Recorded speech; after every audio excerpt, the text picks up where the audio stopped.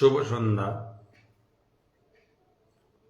আমরা পরমাত্মার নাম স্মরণ করে আজকের অনুষ্ঠান শুরু করছি।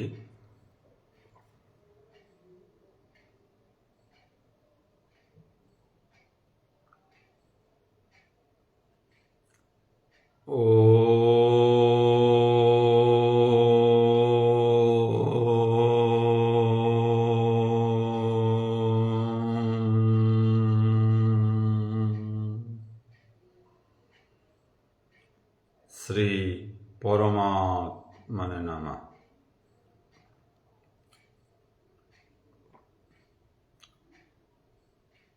আলোচনা শুরুর পূর্বে আমরা স্বরূপ চিন্তন করব। আমি শক্তিশালী আত্মা। আমি শক্তিশালী আত্মা। আমি দেহ নই, মন নই, বুদ্ধি নয়। আমি নিত্য শুদ্ধ বুদ্ধ মুক্ত আত্মা। আমি সচিৎ আনন্দময়।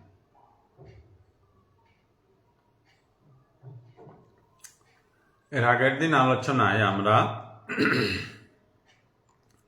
সপ্তম অধ্যায় সমাপ্ত করেছিলাম।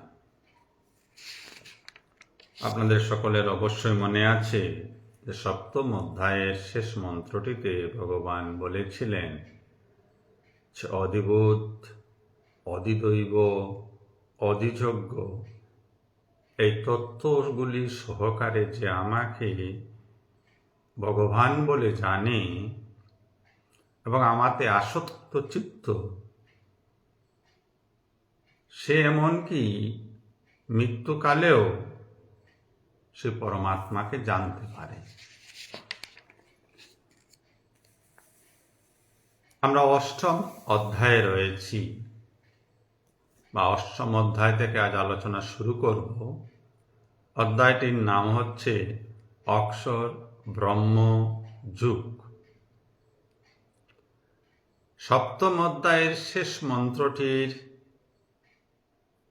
অধিদৈব, অধিযজ্ঞ এবং অধিভূত সম্পর্কে ভগবান যে উল্লেখ করেছিলেন, সে শব্দগুলি বিষয়ে এই অধ্যায়ে ভগবান শ্রীকৃষ্ণ আলোচনা করবেন। আমরা এই আলোচনা থেকে এই শব্দ তিনটির অর্থ এবং তত্ত্ব দুটাই বোঝার চেষ্টা করব। তো অক্ষর ব্রহ্ম যুগ, অষ্টম অধ্যায়, প্রথম শ্লোক। অর্জুন উবাচ। অর্জুন বলিলেন, কিম তৎ ব্রহ্ম, কিম অধ্যাত্মম, কিম কর্ম পুরুষোত্তমম, অধিভূতম চ কিম প্রুক্তম, অধিদৈবম কিম উচ্যতে। অর্জুন ভগবানকে জিজ্ঞাসা করলেন, কিম তৎ ব্রহ্ম, ব্রহ্ম কি? কিম অধ্যাত্ম, অধ্যাত্ম কি? কিম কর্ম, কর্ম কি? পুরুষোত্তম, হে পুরুষোত্তম। পুরুষোত্তম বলতে এখানে অর্জুন, পুরুষদের মধ্যে যিনি উত্তম তাকেই পুরুষোত্তম বলা হয়। দ্বিতীয় লাইনে বলছেন, অধিভূতম চ কিম, অধিভূত কি? প্রুক্তম বলো, অধিদৈবম, অধিদৈব কি? কিম উচ্যতে, অধিদৈব কাকে বলা হয়? মোট 5টি তত্ত্ব জানার জন্য অর্জুন ভগবানকে জিজ্ঞাসা করলেন অষ্টম অধ্যায়ের প্রথম মন্ত্রে। প্রশ্ন পাঁচটি, জিজ্ঞাসা পাঁচটি কি? ব্রহ্ম কি, অধ্যাত্ম কি, কর্ম কি, অধিভূত কি এবং অধিদৈব কি? এই পাঁচটা বিষয়ে অর্জুন ভগবানের নিকট থেকে জানতে চাইলেন। তার পরবর্তী শ্লোক অর্থাৎ শ্লোক নাম্বার 2, সেখানে এসে অর্জুন পুনরায় জিজ্ঞাসা করছেন, অধিযজ্ঞ কথম, অধিযজ্ঞ কি বলো। কো অত্র দেহ অস্মিন মধুসূদন, অধিযজ্ঞ সম্পর্কে বলো এবং এই দেহে অধিযজ্ঞ কিভাবে অবস্থিত। দেহ অস্মিন, এই দেহের মধ্যে অধিযজ্ঞ কি রূপে অবস্থিত। প্রয়াণ কালে চ কথম জ্ঞেয়সি নিয়ত আত্মভি।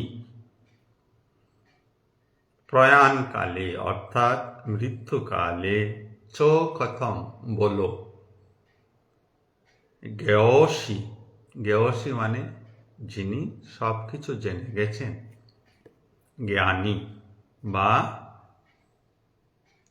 জিতেন্দ্রীয় ব্যক্তি। নিয়ত আত্মভি, নিয়ত আত্মভি মানে আত্ম সংযমী। তো মধুসূদন অর্থাৎ ভগবানকে প্রশ্ন করছেন বা জিজ্ঞাসা করছেন অর্জুন যে এই দেহে অধিযজ্ঞ কে এবং এই দেহের মধ্যে তিনি কিরূপে অবস্থান করেন। মৃত্যুকালে জিতেন্দ্রীয় ব্যক্তিরা কিভাবে তোমাকে জানতে পারেন।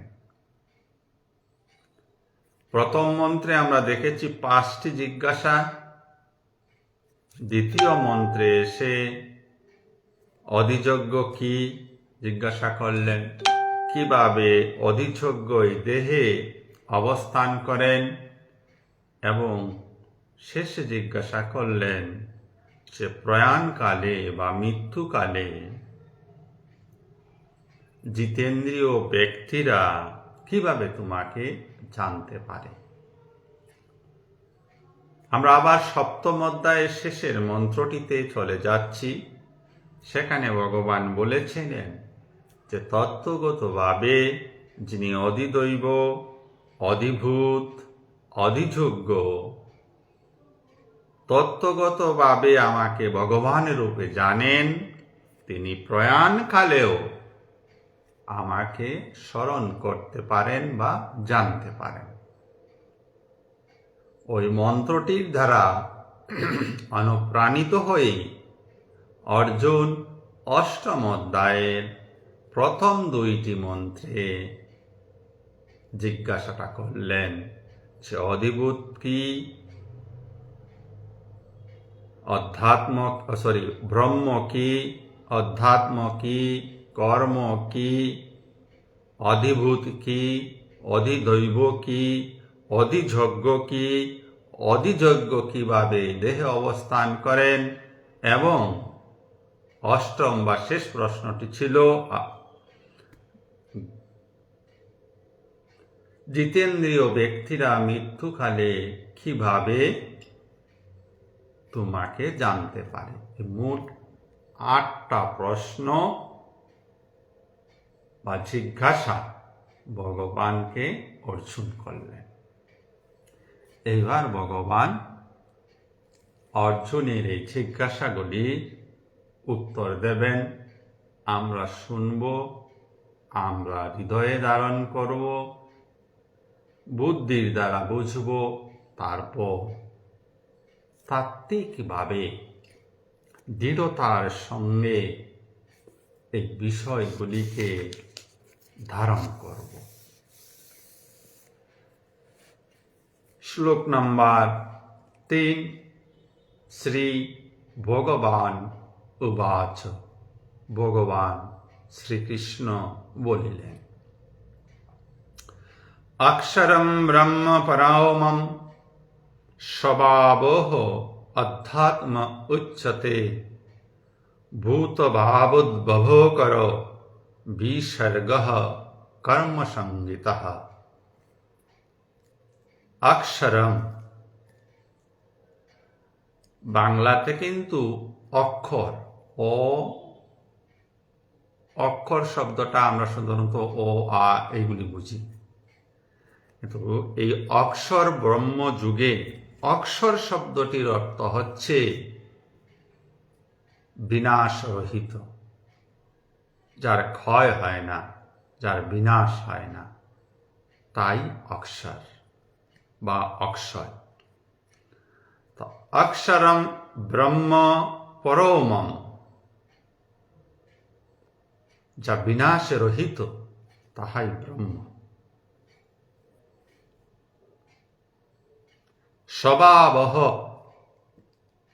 অধ্যাত্ম উচ্যতে, স্বভাব স্বভাব নিজ ভাবই, ভাবকে অধ্যাত্ম বলা হচ্ছে। ভূত ভাবোদ্ভব কর, ভূত ভাবোদ্ভব কর। ভূত মানে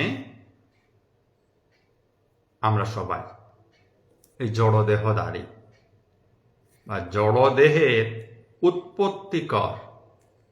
বিসর্গঃ সৃষ্টি, কর্ম সংগিতঃ কর্ম বলা হয়।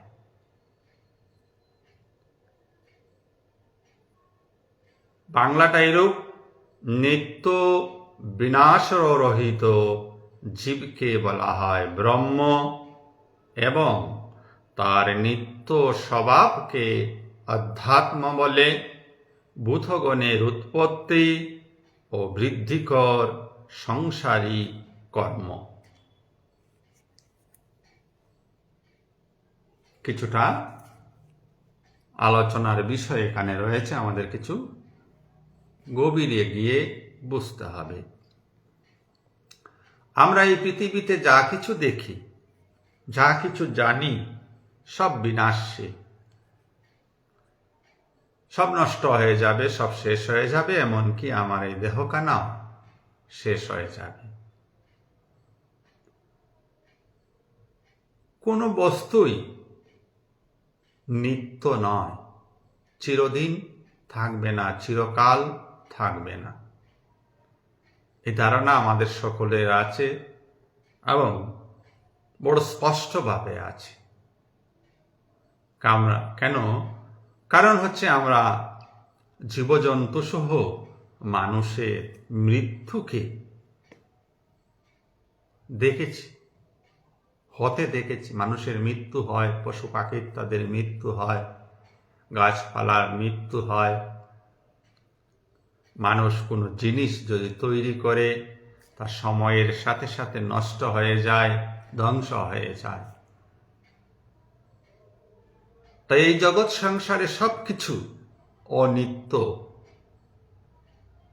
এই আছে এই নাই। কিন্তু এই জগৎ সংসারে অনিত্যের মধ্যে এক নিত্য রয়েছে।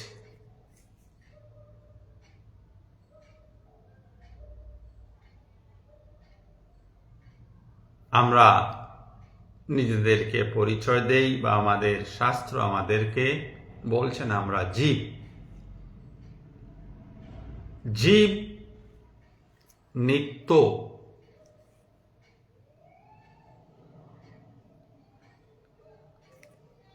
জীবত্ব নিত্য,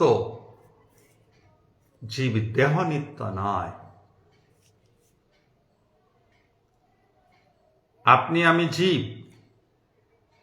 যদি আমাদের এই তাত্ত্বিক ধারণাটা স্পষ্ট না থাকে যে আমি জন্ম মৃত্যু রহিত, যে জীব সেই শিব।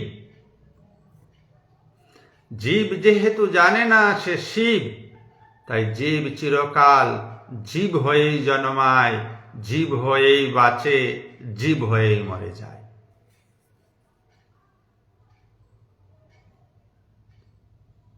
জীব কখন জানবে সে শিব?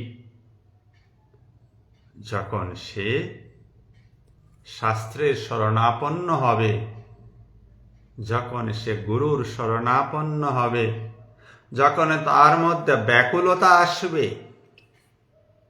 এই জগৎ সংসারের অনিত্যতা নিয়ে। এই জগৎ সংসার এত অনিত্য, এই জগৎ সংসারে এত দুঃখ কষ্ট কেন? এই প্রশ্ন সমাধানের ব্যাকুলতা যার মধ্যে আসবে, সেই এই প্রশ্ন উত্তর খুঁজতে শুরু করবে। আর এই উত্তর খোঁজা এই বহির্জগতে কোথাও সম্ভব নয়। বহির্জগতে শাস্ত্রগ্রন্থ পাওয়া যাবে, মানুষরূপী নররূপী গুরু পাওয়া যাবে, কিন্তু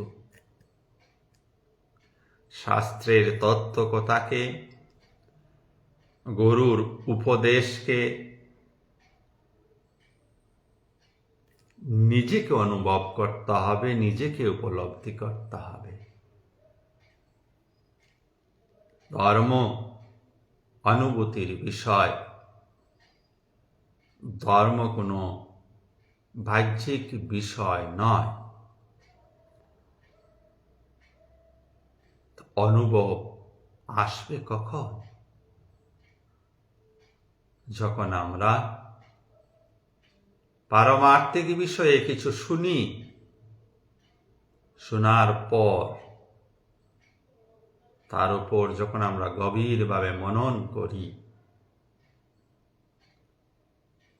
এই মনন প্রক্রিয়া মধ্য দিয়ে একজন মানুষ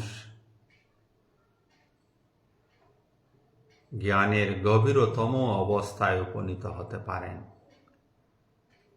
যাকে বলা হয় সমাধি, অর্থাৎ সকল সমস্যার সমাধান, সকল প্রশ্নের সমাধান।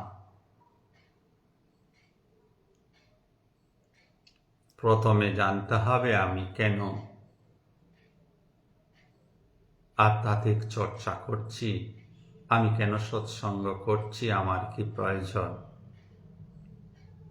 যদি প্রয়োজনীয়তা বোধ করেন, যথার্থ প্রয়োজনীয়তা, এই জগৎ সংসারের জ্বালা যন্ত্রণা কষ্ট,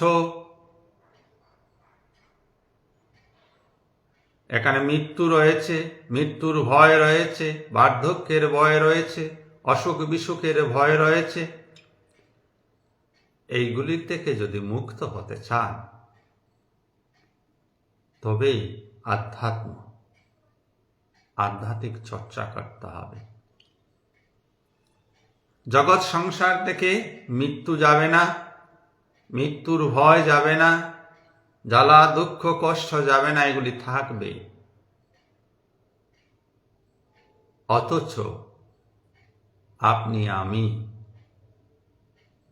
এই উত্তপ্ত আগুনের মধ্যে, চতুর্দিকে আগুন, অথচ আমরা ওই অগ্নিদগ্ধ পৃথিবীতে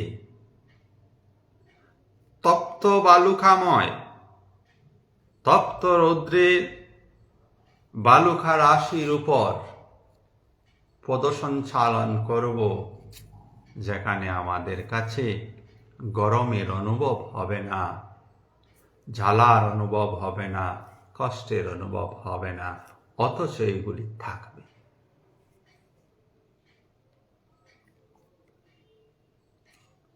তাই জীব যখন নিজেকে জানতে পারে যে সে জন্ম মৃত্যু রহিত, তখনই সে ব্রহ্ম হয়ে যায়। আর এই জানাজানি কখন সম্ভব? শ্রবণ মনন এবং নিদিধ্যাসনের মাধ্যমে। এই যে আমরা জানছি, এই যে আলোচনা এখন হচ্ছে, জীবই ব্রহ্ম, এটা শুধু শব্দের এক্সচেঞ্জ হচ্ছে, শব্দগতভাবে জানছি, বৌদ্ধিকভাবে জানছি। যেখানে বুদ্ধি সমাপ্ত হবে, তার উপরে যে জায়গা, যেখানে বুদ্ধির কোনো কাজ নেই, সেই জায়গায় পৌঁছালে এই জিনিসটা, এই বুটটা শক্ত হবে, বুটটা দৃঢ় হবে। পৌঁছাতে হলে বুদ্ধিকে ধরে পৌঁছাতে হবে।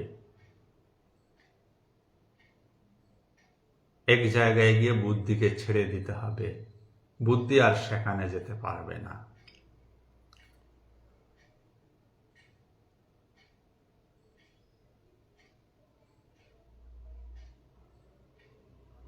ওই জায়গায় বুদ্ধি ড্রপ হয়ে যাবে, জীব সেখানে যেতে পারবে না। জীবের মধ্যে যে শিবত্ব রয়েছে তা সেখানে যাবে, সে মহা শক্তির সঙ্গে মিলিত হবে, জ্ঞানের সঙ্গে মিলিত হবে। সে অনন্ত কোটি আলোক রাশির মধ্যে এই ক্ষুদ্র আলোককণা মিলিত হয়ে যাবে।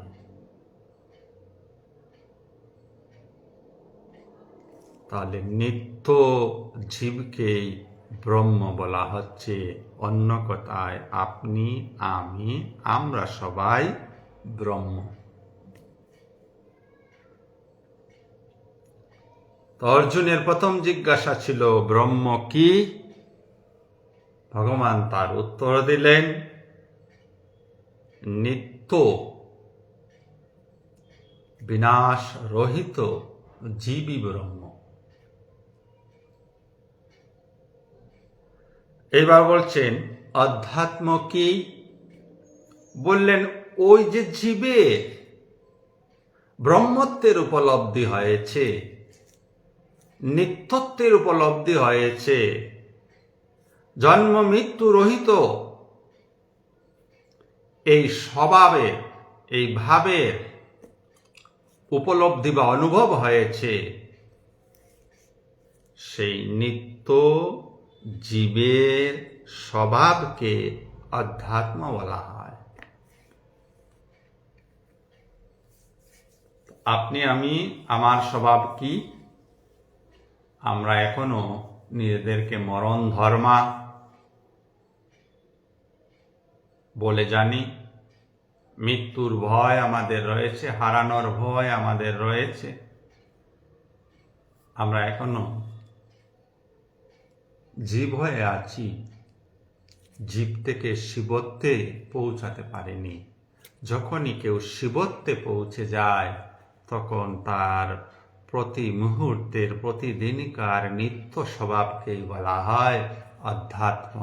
তাহলে সাধারণ মানুষের স্বভাবের মধ্য দিয়ে অধ্যাত্ম প্রকাশিত হচ্ছে না।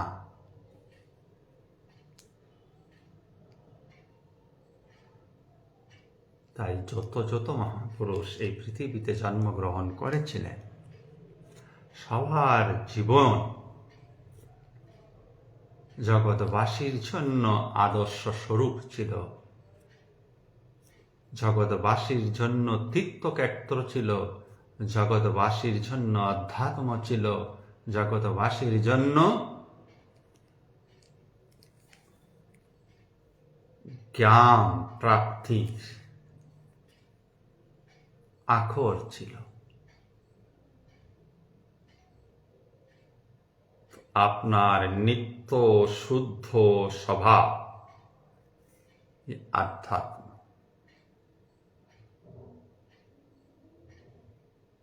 তারপর বলছেন কর্ম কি?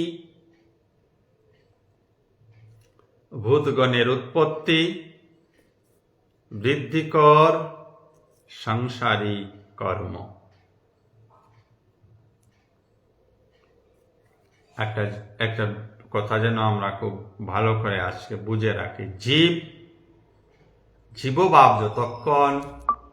ততক্ষণ কিন্তু কর্ম রয়েছে। জীব যখন শিবে পৌঁছে যাবে তখন আর কর্মের নাশ হয়ে গেল, কোনো কর্ম নেই।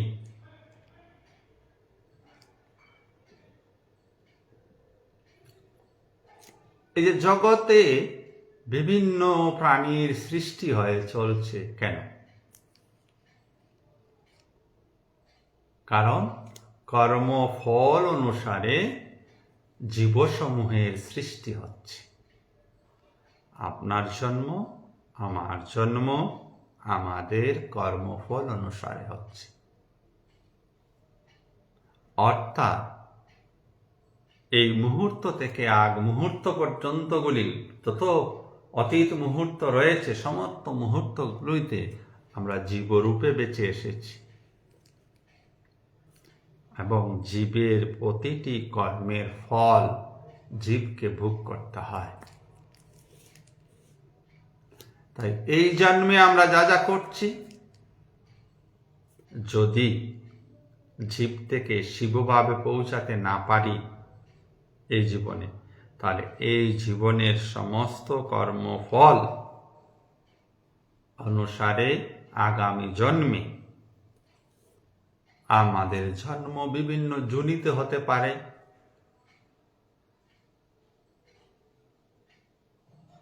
তো কর্মের ফল ভোগের জন্যই এই সমস্ত ভূতের সৃষ্টি হচ্ছে।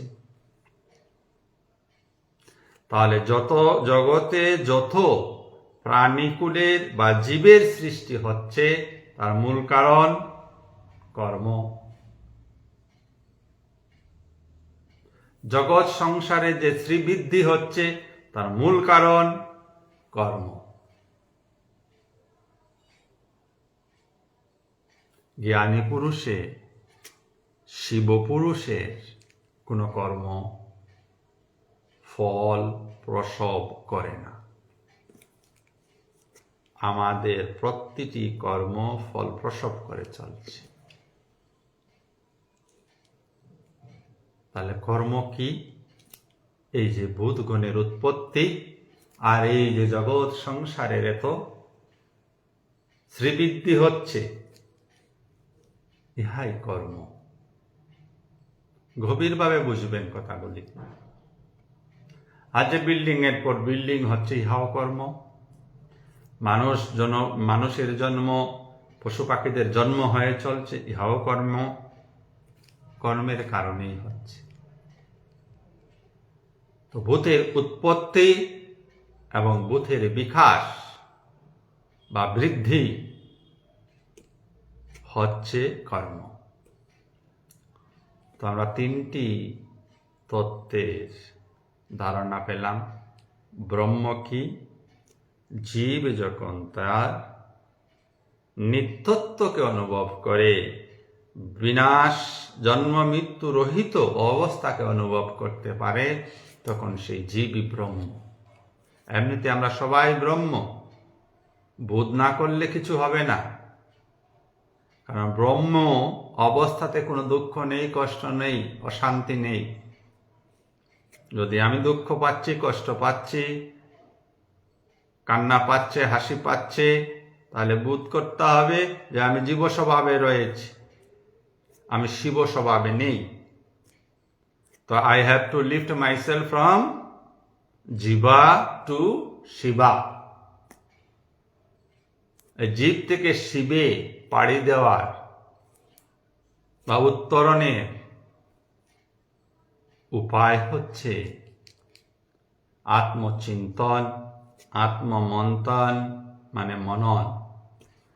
আত্মচিন্তন এবং আত্মমনন যত গভীর হবে ততই সেই সাধক ধ্যানের গভীরে প্রবেশ করবেন। ধ্যানের গভীরে সমাধি অবস্থাতেই সকল সমস্যার, সকল সংশয়ের, সকল প্রশ্নের সমাধান হবে।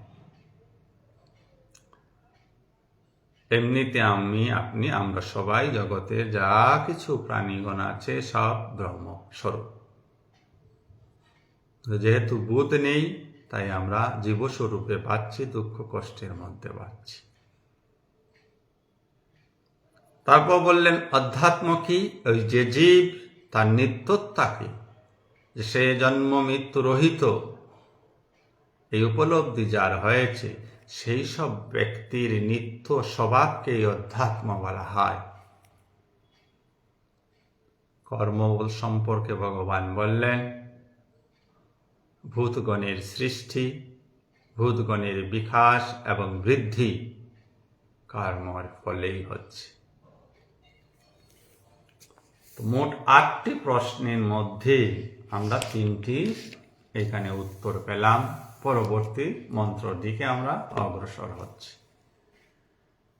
শ্লোক নাম্বার 4 অধিভূতম স্খরো ভাব পুরুষশ্চ অধিদৈবম অধিযজ্ঞঃ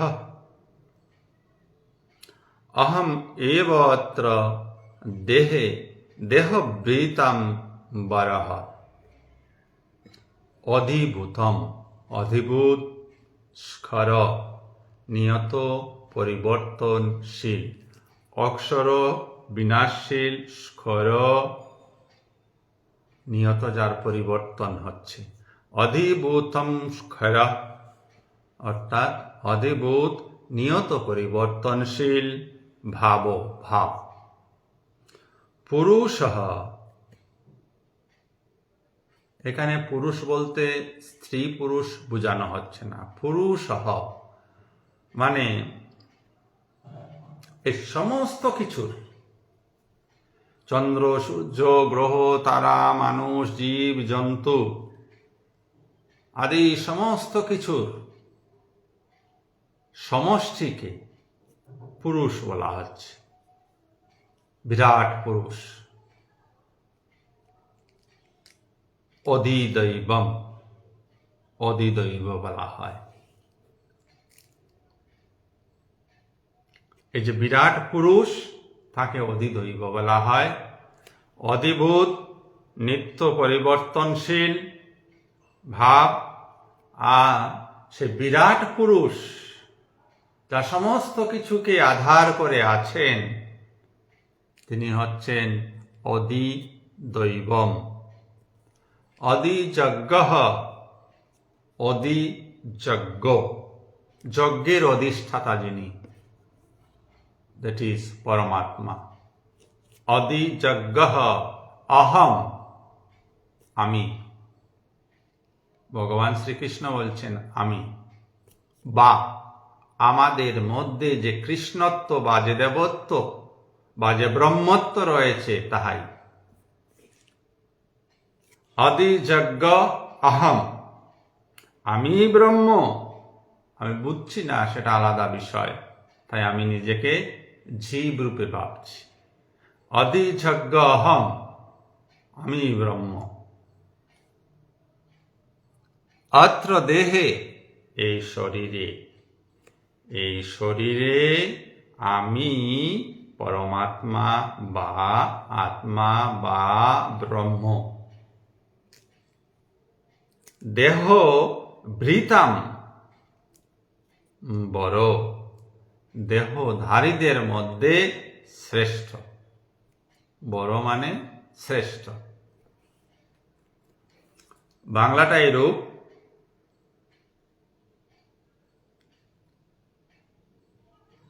নশ্বর জড়া প্রকৃতি অধিভূত।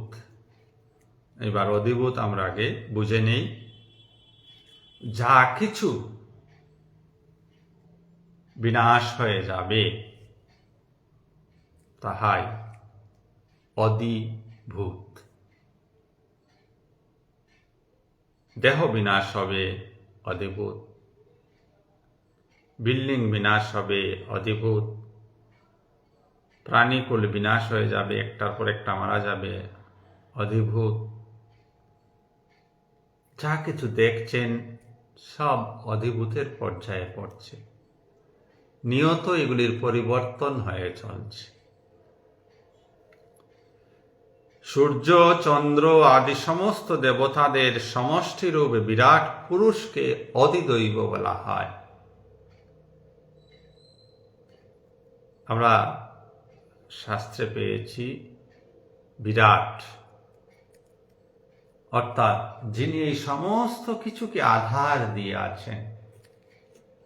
আধার মানে আশ্রয় দিয়েছেন, তিনি সেই বিরাট পুরুষ। সেই বিরাট পুরুষকেই অধিদৈব বলা হয়। অধিযজ্ঞ আর দেহীদের দেহান্তর্গত অন্তর্যামী রূপে আমি অধিযজ্ঞ। দেহীদের, আমাদের এই দেহ, দেহান্তর্গত দেহের ভিতরে অন্তর্যামী, যিনি সবকিছু জানেন, তিনি অধিযজ্ঞ, অর্থাৎ আত্মা। আত্মাকেই অধিযজ্ঞ বলতে পারেন। পরমাত্মাকেই অধিদৈব বলতে পারেন। আর এই জড়া প্রকৃতির সমস্ত ভূতকে অধিভূত বলতে পারেন। সহজভাবে যদি আমরা বোঝার চেষ্টা করি, যা বিনষ্ট হয়ে যাবে তা অধিভূত। সমস্ত জড়া প্রকৃতিকে যিনি আধার দিয়ে রেখেছেন তিনি অধিদৈব, এবং প্রতিটা দেহের মধ্যে অন্তর্যামী রূপে যিনি রয়েছেন তিনি অধিযজ্ঞ বা আত্মা বা ব্রহ্ম। তো আরো 3টি প্রশ্নের উত্তর আমরা জানলাম। এগুলি জেনে আমাদের কি লাভ হবে? এই প্রশ্ন যদি কাহারও মনে আসছে, ভালো। কেন জানবো আমরা? জানার একমাত্র কারণ হচ্ছে এইগুলি জেনে এইভাবে নিজেকে ভাবতে শেখানো। ভাবতে ভাবতে যাই আমরা ভাববো তাই আমরা হয়ে যেতে পারবো। আমরা প্রত্যেকেই সেই ছোটবেলা থেকে যেমন যেমন ভেবেছি তেমন তেমন হয়েছে। যে ভাবনাটা আমরা খুব গুরুত্বের সঙ্গে, খুব সতর্কতার সঙ্গে, খুব নিষ্ঠার সঙ্গে ভেবেছি, আমরা সেই রূপ হয়ে উঠেছি।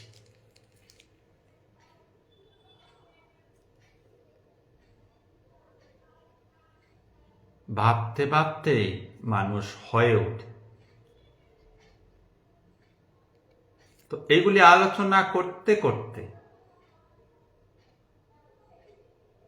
আমাদের মধ্যে সেই ভাবের সঞ্চার হবে, এবং এই ভাব একদিন রূপান্তরিত হয়ে আমাদের পুরো জীবনকে রূপান্তরণ করে দেবে। আমরা সুখ দুঃখের শিকল ভেঙে, জন্ম মৃত্যুর শিকল ভেঙে এক নতুন অধ্যাত্ম জীবন, যে আমার বিনাশ নেই, আমার জন্ম নেই, আমার মৃত্যু নেই, আমি দেহ নই, আমি মন নই, আমি শরীর নই, আমি ব্রহ্মস্বরূপ, আমি আনন্দ স্বরূপ, আমি নিত্য স্বরূপ, আমি জ্ঞান স্বরূপ। এই অনুভব হবে। লাভ কি হবে? লাভ এইটাই হবে, এই জগৎ সংসারের থেকেও আমাদের শরীরে, আমাদের মনে কোনো ধরনের মলিনতা, দুর্বলতা, দুঃখ, কষ্ট, জ্বালা, যন্ত্রণা প্রবেশ করতে পারবে না, প্রবেশ নিষিদ্ধ হয়ে যাবে। কারণ মন বলে আর কিছুই থাকবে না। এই জগতে সমস্ত সমস্যার মূল এই অসংরক্ষিত মন, অনিয়ন্ত্রিত মন, বেবিচারী মন। এই মন যখন বিচারী হয়ে যাবে, এই মন যখন সুরক্ষিত হবে, নিয়ন্ত্রিত হবে, বশীভূত হবে, সেই মন আত্মস্বরূপ, সেই মন আনন্দস্বরূপ, জ্ঞানস্বরূপ। আমরা প্রত্যেকেই মূলত ব্রহ্মস্বরূপ। ওই স্বরূপতাকে আমরা বুঝতে পারছি না, বোঝার চেষ্টা করছি না আদৌ। ওই পথে বা ওই বুঝার রাস্তায় মন যেতে চায় না। মনে ভয় হয়, ওই পথে যদি যাই আমি একাকী হয়ে যাব। এই পথে সবাই রয়েছে, তো সবার সঙ্গে থাকতে আমরা ভালোবাসি, আমরা ভিড়ের মধ্যে থাকতে ভালোবাসি। আমরা একটু একাকী হয়ে, একাকী থেকে নিজের দিকে ভাবতে পারি না, নিজেকে নিয়ে চিন্তন করতে পারি না। আমরা অন্যের সাথে থাকতে ভালোবাসি,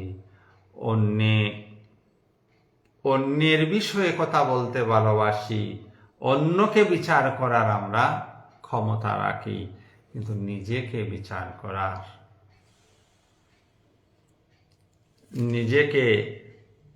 নিজের বিচারক হওয়ার ক্ষমতা আমরা রাখি না। আমরা পক্ষপাত দুষ্ট হয়ে যাই, অর্থাৎ মন যা বলে তাই করে ফেলে। এই হচ্ছে অনিয়ন্ত্রিত মনের লক্ষণ।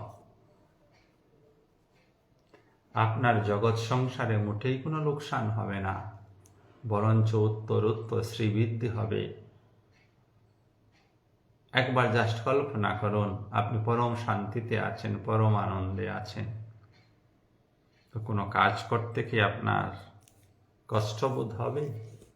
কারোর সঙ্গে মিশতে কি আপনার কষ্টবোধ হবে? না কোনো কাজকে নিপুণভাবে করার ক্ষেত্রে আপনার কোনো অসুবিধা হবে? না। কেন না?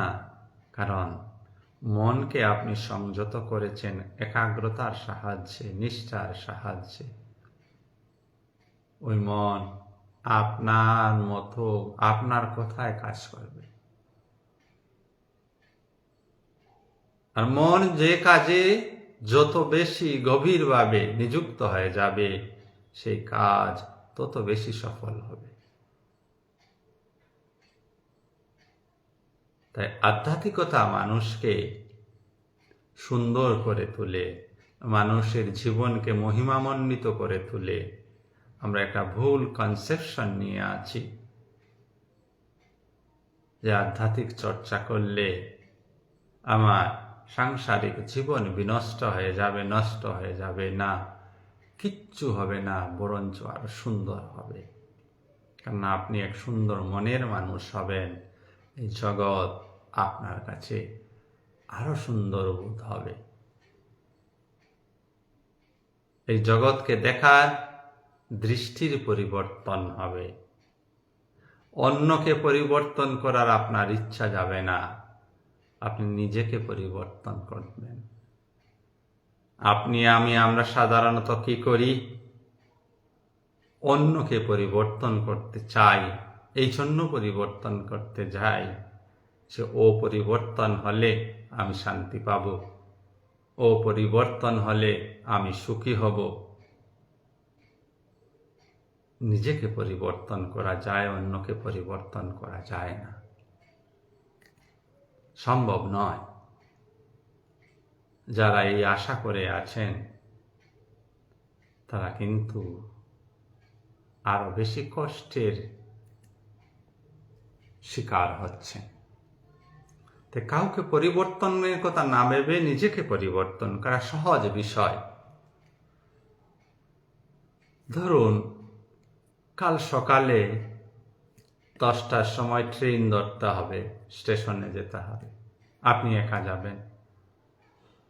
আপনাকে আর কাউকে বলা বলি করতে হচ্ছে না, এই রেডি হও, এই রেডি হও। আপনি রেডি হয়ে সোজা চলে গেলেন স্টেশনে। এবার ভাবুন তো আপনার সঙ্গে আরো 5 জন যাবে স্টেশনে, ওই একই ট্রেন ধরবে, একই সঙ্গে যাবেন, সবাইকে নিয়ে আপনাকে যেতে হবে।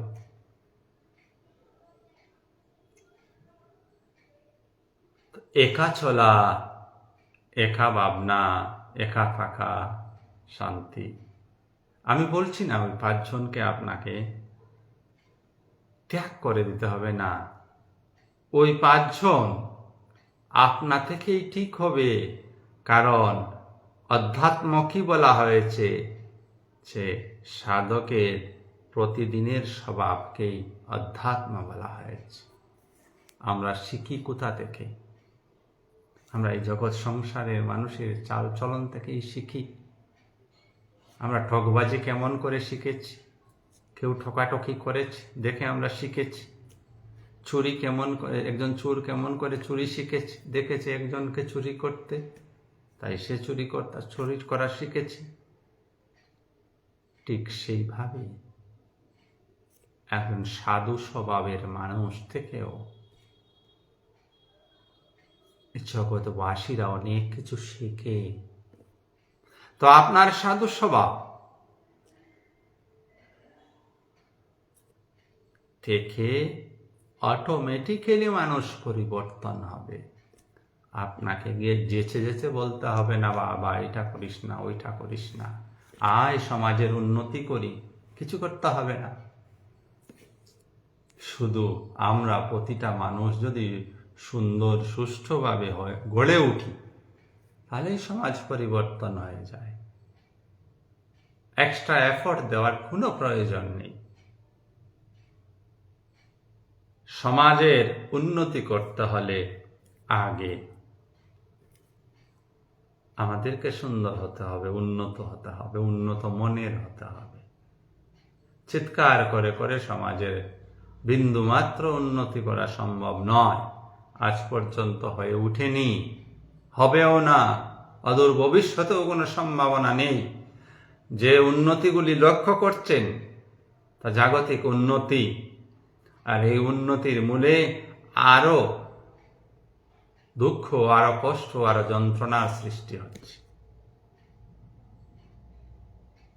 মানুষ এইগুলির মধ্যে আরো হতাশগ্রস্ত হয়ে চলছে। এত কম্পিটিশন, এত প্রতিযোগিতা, এই প্রতিযোগিতার বাজারে সবাই হা হুতাশ করছে। তো বৈজ্ঞানিক পরিবর্তন, প্রযুক্তিবিদ্যার পরিবর্তন বা বিকাশ আপনার মনকে শান্ত করতে পারেনি। ব্যক্তির মন শান্ত হয়নি, ব্যক্তির মন সুন্দর হয়নি, ব্যক্তি মন আনন্দিত হয়নি, ব্যক্তি মন বরঞ্চ তার বিপরীতটা পাচ্ছে।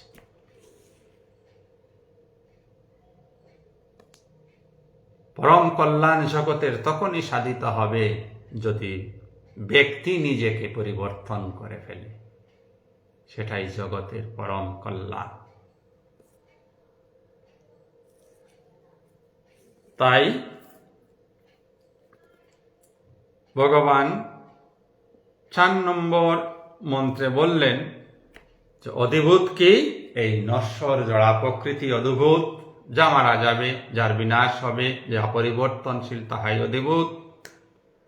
আর এই সমস্ত কিছুকে যিনি ধারণ করে আছেন তিনি অধিদৈব, এবং আমাদের দেহের ভিতরে যিনি অন্তর্যামী রূপে আছেন তিনি অধিযজ্ঞ। আমরা এইটুক আজকে ভগবানের নিকট থেকে জানলাম, বোঝার যেন চেষ্টা করি, মন্থনের যেন চেষ্টা করি, চিন্তন যেন করি। আজকের আলোচনা আমরা এখানে বিরাম দিচ্ছি। যারা যারা আজকের এই আলোচনায় অংশগ্রহণ করেছেন, জয়িতা লক্কর, রবীন্দ্রনাথ রয়, রূপম তালুকদার, নিতাই সাধুকন, কার্তিক শীল মহাশয়, আরও হয়তো অনেকে রয়েছেন, সবার নাম দেখা যাচ্ছে না এখানে, সবাইকে আমার অশেষ ধন্যবাদ।